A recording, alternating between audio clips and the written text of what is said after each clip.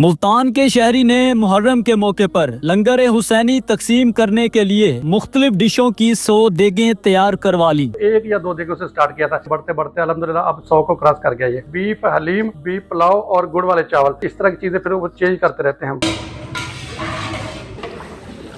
मुहर्रमुल हराम के महीने में हर तरफ से जो कि न्याज तकसीम की जाती है, मुल्तान की ऐसी शख्सियत हमारे साथ मौजूद हैं जिन्होंने 100 देगों की जो कि ये न्याज तकसीम की है। ये कब से इनका सिलसिला चल रहा है और ये किस तरह से इन्होंने ये सिलसिला का आगाज़ किया, आइए इनसे गुफ्तगू करते हैं और जानते हैं। ये अल्हम्दुलिल्लाह इसको तकरीबन 50 साल हो गए। हमारे वालिद साहब ने इसको स्टार्ट किया था और उसके बाद हमने इसको कंटिन्यू रखा। अब अल्लाह करे तीसरी नस्ल भी इंशाल्लाह इसको कर रही है।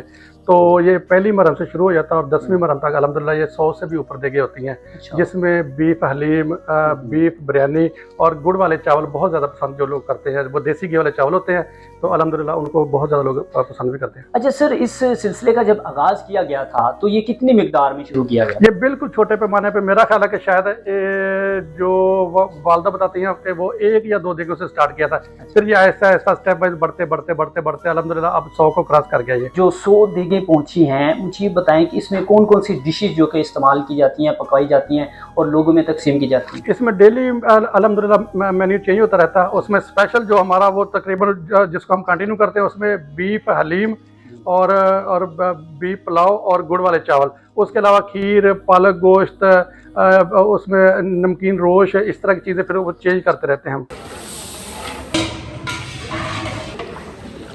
एक पॉइंट बना के वहाँ तकसीम किया जाता है या घरों में भी तकसीम किया जाता है? इसके मुख्तलिफ तरीक़ेकार होते हैं। एक तो हम इसके पैकेट बना के घरों में भी तकसीम करते हैं और कई दफ़ा फिर ऐसे होता है कि पैकेट बना के हम रोड पे भी इसको तकसीम कर देते हैं और ज़्यादा कोशिश करते हैं कि हम उनको बाइज़्ज़त तरीके से अपने हाल में इधर ग्रीनलैंड में बिठा के AC हालों में बिठा के तो बाइज़्ज़त तरीके से यहाँ उनको सर्व करें। तो उसमें हम हाल में लोगों को बिठा कर सोफ़े कुर्सियाँ लगा के जिस तरह हम शादी वाले लोगों को बिठाते हैं बिल्कुल उसी तरीके से बाइज़्ज़त तरीके से बिठाना। इनके साथ ना कोई इस तरह की चीज़ नहीं करनी कि हम इनको पता नहीं अल्लाह पाक को फ्री में खिला रहे हैं, क्योंकि अल्लाह पाक ने हमें दिया, उसी ताकत की वजह से हम इनको खिला रहे हैं। अच्छा, जिस तरह से मार्ची में आपने ये सेटअप बनाया, तमाम गरीब अमीर सब एक ही पॉइंट पे, एक ही जगह पे, एक ही बराबरी में बैठ के ये खाना खाते हैं? कोई तफरीक नहीं है, हमारे लिए सब एक जैसे हैं।